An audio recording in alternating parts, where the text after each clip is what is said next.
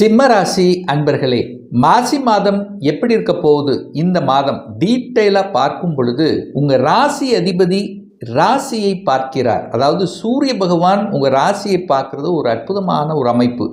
அதே சமயத்தில் தொழில் ஸ்தானத்தின் அதிபதியான சுக்கிரனோடு லாபாதிபதி இணைவு பெற்று உங்கள் ராசியை பார்க்கறது நல்லது. அப்போது உங்களுடைய எண்ணங்கள், செயல்கள், சிந்தனை எல்லாம் தொழில் சார்ந்த விஷயமாக, அதிகாரம் சார்ந்த விஷயமாக, தன்னம்பிக்கை சார்ந்த விஷயமாக, எப்படி லாபத்தை அனுபவிப்பது, எப்படி சந்தோஷம் தரக்கூடிய விஷயங்களில் தன்னை ஈடுபடுத்தி கொள்வது. ஸோ இந்த மாதிரி தான் உங்கள் எண்ண ஓட்டங்கள் அதிகமாகவே இருக்கும். ஏன்னா 5 கிரகங்கள் உங்கள் ராசியை பார்க்க போகுது. உங்களுக்கு யோகத்தை தரக்கூடிய இந்த மாதத்தினுடைய இறுதியில் யோகத்தை தரக்கூடிய செவ்வாய் பகவானும், அதாவது பாக்யாதிபதியோட உங்கள் ராசி அதிபதி இணைந்து உங்கள் ராசியை பார்க்கக்கூடிய அமைப்பு, திடீர் அதிர்ஷ்டத்தையும் யோகத்தையும் தரக்கூடிய அமைப்பு இருக்குது.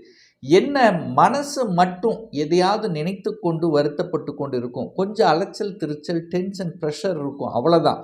மற்றபடி லாபத்தில் கை வைக்கப் போவதில்லை. உங்கள் தன்னம்பிக்கைக்கு எந்த குறைவு ஏற்படுத்த போவதில்லை. தொழில் சார்ந்த விஷயத்தில் கொஞ்சம் அடுத்த பரிணாமத்துக்கு செல்லணும். ஏன் இப்படி நடக்குது, ஏன் நமக்கு ஏதோ ஒரு வகையில் அழுத்தம், ப்ரெஷர், டென்ஷனாகவே இருக்குது அப்படிங்கிறத சிந்திக்கக்கூடிய தன்மை இருக்கும். மற்றபடி இந்த மாதம் சிம்மராசி என்பர்களுக்கு தன்னம்பிக்கையோடு செயல்படக்கூடிய, அரசு காரியங்களில் வெற்றி பெறக்கூடிய, அதிகார சார்ந்த விஷயத்தில் நன்மை தரக்கூடிய, அரசியல்வாதிகளுக்கு புதிய உத்வேகத்தை தரக்கூடிய அமைப்பில் இந்த மாதம் அமையப்பெறுகிறது.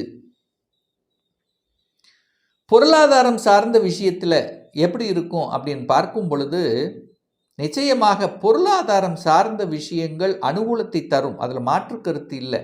ஆனால் ஒரே ஒரு விஷயம் என்னென்னா, அசிங்கம் அவமானம் தரக்கூடிய விஷயத்துக்குள்ளே போயிடக்கூடாது. என்னென்னா, கோபம் அதிகமாக வரும். இந்த மாதம் பார்த்திங்கன்னா டக்குன்னு கோபம் வரும். இதை மட்டும் கொஞ்சம் கண்ட்ரோல் பண்ணணுங்கிறத மைண்டில் வச்சுக்கோங்க.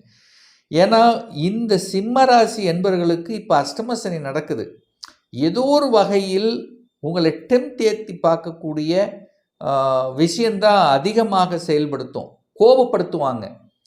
உங்களை கோபப்படுத்தி ஏதோ ஒரு விஷயத்தில் ஏதாவது ஒன்று பண்ணணுங்கிறத எதிராளிகள் அது செய்யக்கூடிய அமைப்பு இருக்கிறதுனால கோபம், ஆக்ரோஷம் கூடவே கூடாது.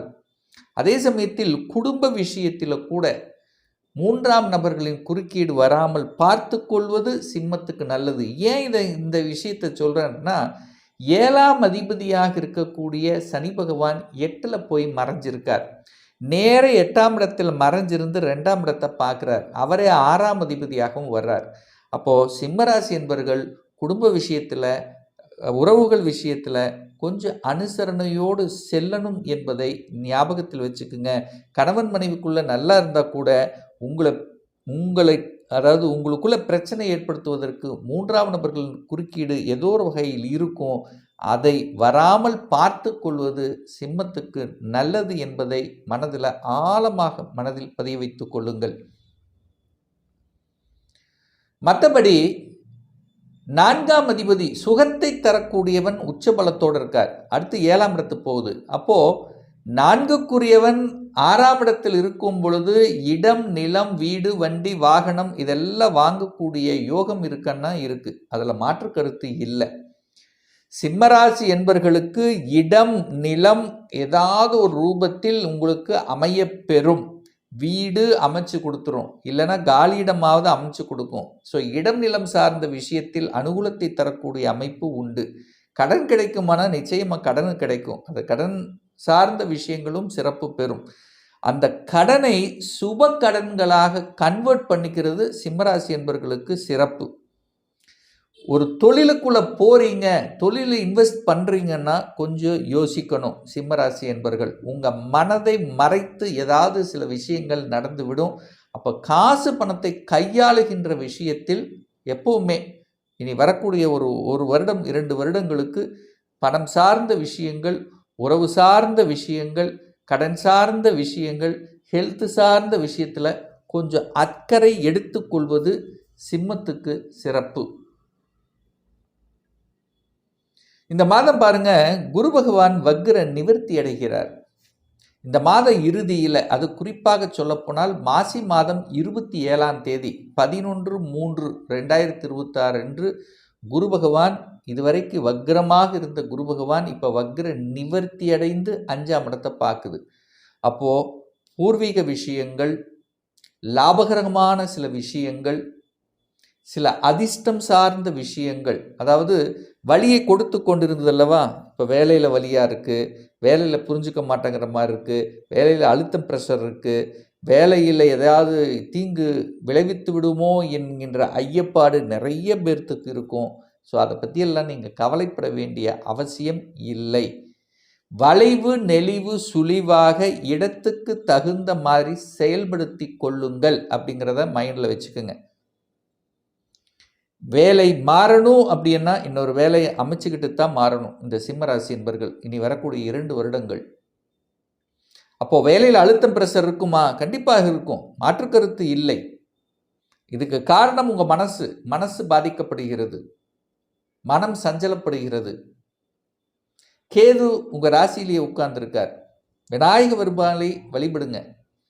இங்கே வீட்டை விட்டு கிளம்பும்போது விநாயகரை வழிபட்டு கொண்டு விட்டாலே உங்கள் மனசு ஒரு பாதுகாப்பாக இருக்கும். அதாவது மனசு சஞ்சலம் இல்லாமல் இருக்குங்கிறத மைண்டில் வச்சுக்கோங்க. குலதெய்வ வழிபாடு இந்த சிம்மத்துக்கு ரொம்ப இம்பார்ட்டண்ட். இந்த அஷ்டமசனி காலத்தில் உங்களுடைய குலதெய்வத்தினுடைய ஆசீர்வாதம் ரொம்ப ரொம்ப முக்கியம். இந்த மாதம் பாருங்க, 9ஆம் அதிபதி, 10ஆம் அதிபதி, 11ஆம் அதிபதி, இந்த 3 கிரகங்கள் 7ஆம் இடத்திலிருந்து உங்கள் ராசியை பார்க்குது. சமூகத்தில் ஏதாவது ஒரு நன்மை செய்யணும் அப்படிங்கிற எண்ணம் உங்களுக்கு நிச்சயமாக ஏற்படுத்தும். அதுவும் பார்த்தீங்கன்னா, குல தெய்வத்துக்கு அல்லது உங்களுடைய இஷ்ட தெய்வங்களுக்கு அன்னதானம் செய்வது, அதாவது அன்னதானம் செய்வதுங்கிறது சிம்மத்துக்கு ரொம்ப ரொம்ப நல்லது. அன்னதானம் செய்தாலே உங்களுக்கு நல்லவைகள் நடக்குங்கிறதுல மாற்று கருத்து இல்லை. நிறைய சிம்மராசி என்பர்கள் பாருங்கள், தைரியமாக இருப்பீங்க, கெத்தாக இருப்பீங்க. ஆனால் மனசுக்குள்ளே மட்டும் ஒரு பயம்ங்கிறது, பயம் கலர்ந்த உணர்வு அப்படிங்கிறது இருக்கும். இந்த சிம்மராசி என்பர்கள் இதை போக்கணும் அப்படின்னா உணவு தானங்கள் ரொம்ப ரொம்ப நல்லது.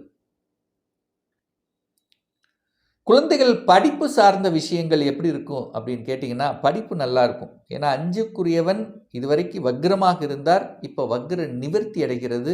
அப்போது குழந்தையினுடைய படிப்பு சிறப்பு பெறும். திருமணமான தம்பதிகளுக்கு குழந்தை பாக்கியம் சார்ந்த விஷயங்களும் சிறப்பு பெறுகிறது. ஏன்னா இந்த மாதம் குரு வக்ரமாகி 5ஆம் இடத்தை பார்க்குறார். நிறைய பேர்த்துக்கு குழந்தை பாக்கியத்தில் தடை அல்லது ஏதாவது செலவு வைக்கிறது ஏதாவது ஒன்று இருந்திருக்கும்.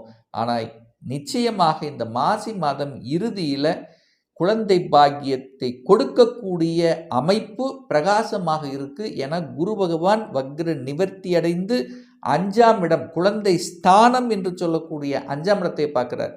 குழந்தை காரக கிரகம் குழந்தை ஸ்தானத்தை பார்ப்பது உத்தமமான ஒரு தன்மை. அதே சமயத்தில் குரு பகவான் சூரியனை பார்க்குது. காலச்சக்கரத்தினுடைய 5வது வீடான சூரியன் உங்கள் ராசிநாதனையும் அந்த குரு பார்க்கறது சிறப்பு.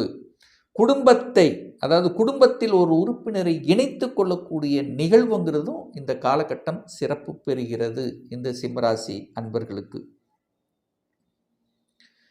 நிறைய பேர் பார்த்தீங்கன்னா, இந்த வெளிநாடு, வெளி மாநிலம், அந்நிய தேசம் இதெல்லாமே கண்டிப்பாக ஊரை விட்டு வெளியே நகர்த்தும் இந்த சிம்மராசி என்பர்கள்.